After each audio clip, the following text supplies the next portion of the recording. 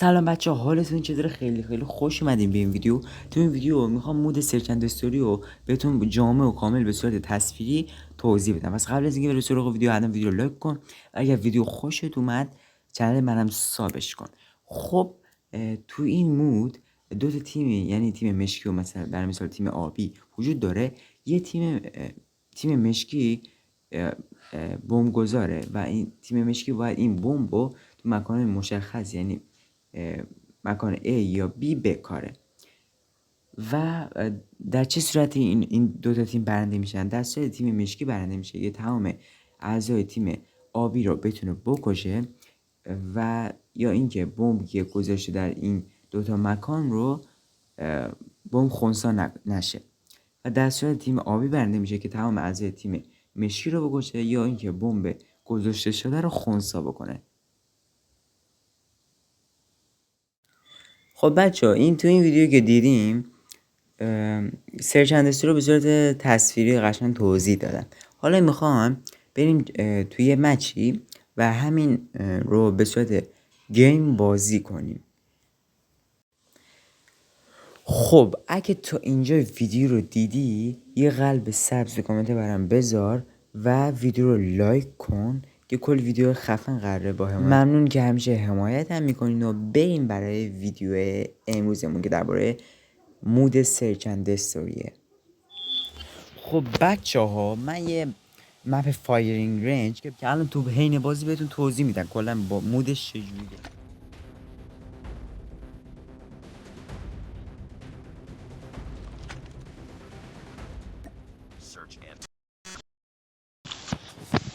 الان ما تیم بمب گذاریم. من میتونم بمب رو بردارم اگه یارم بردارن که برداشتن.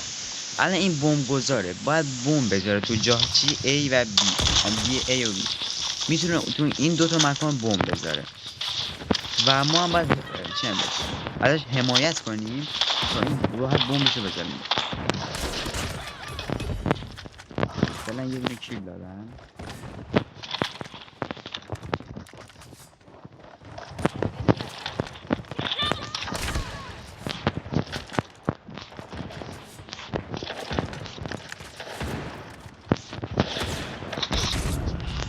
اصلا من هیچی نفهمیدم، واقعا پینگ ایران خیلی ضعیفه. خب اونا بردن چون اگه در صورتی بازی تمام میشه که بمب خنثی شه یا 5 نفر از تیم حریف کشته بشن. یعنی اگه 5 نفر از تیم ما که الان یه نفرش آفلاین رفته کشته بشه، یا اینکه 5 نفر تیم حریف کشته بشه، یا اینکه این بمب خنثی بشه، بازی تمام میشه. یعنی در این صورت بازی تمام میشه. بازی مود باحال و پرطرفداریه. یعنی بازی که من میدونم افراد زیادی مود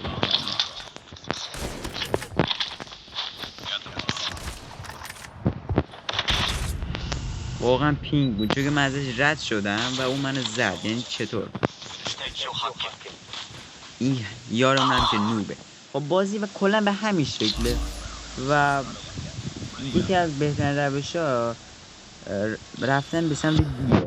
مثلا موقعی که مثلا تکی یا کلا بی رفتن خوبه. الان من اگه بتونم بمب بردارم که نمیتونم بمب برداشتم، یه حس خوبی به آدم میده. وای خدا، اتچمنت قوی ندارم، یارم من که همه منگول و کلا بازی همینه و بهترین جا برای اسنایپر هم همین مپ فایرینگ رنجه از نظر من. ولی بقیه مپ هم پرطرفدار هست. این حرفمون این یارمون ظاهرا الان تو این اسپکت من میتونیم حرفمون رو چقدر خوب بازی میکنه. بکنم صبح تا شب چسبیده با بازی. من این مودو خیلی دوست دارم. این مود باحاله. خب یه بار نداشتم من بوم برد آقای بدون مرسی ازش خواهش کردم بمبو بذاره من بردارم و کرد و خودت من بردارم. الان میتونم بمبو بذارم اینجا.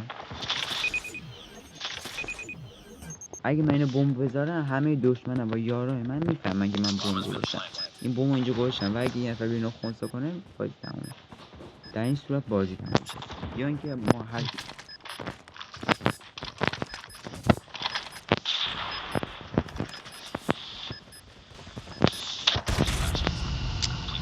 چقدر پینگ بده. کلا فازمون اینه که همش ببازیم. عیب نداره. این دستم میرم و ویدیو رو تموم میکنیم. من برداشتم. من چون داره حرف میزنم حواسم به بازی میگه.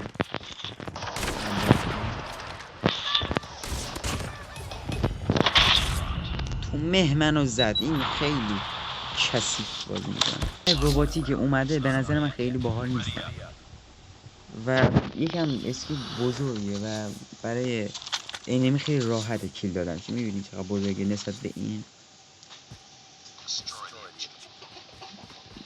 واقعا اینجا پینگ خیلی بده. بزن ای هم میگم تا خواستم زوم به خدا پینگه.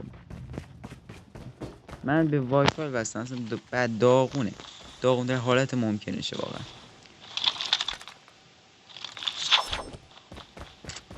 بچه من اگه این ویدیو رو بزنم میشه 4مین ویدیو که گذاشتم، اما از اون چیزی که دلم میخواد از من حمایت نکنید. پس خوشحال میشم که منو سابسکرایب کنید و هر روز آموزش خفن بزنم برای از بازی‌های مختلف.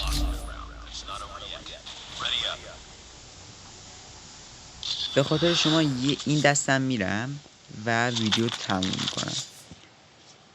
اگه خواستین بگید تو کامنت ها بنویسی که مود بعدی کدوم مود توضیح بدن، یعنی پارت بعدی کدوم مود توضیح بدن.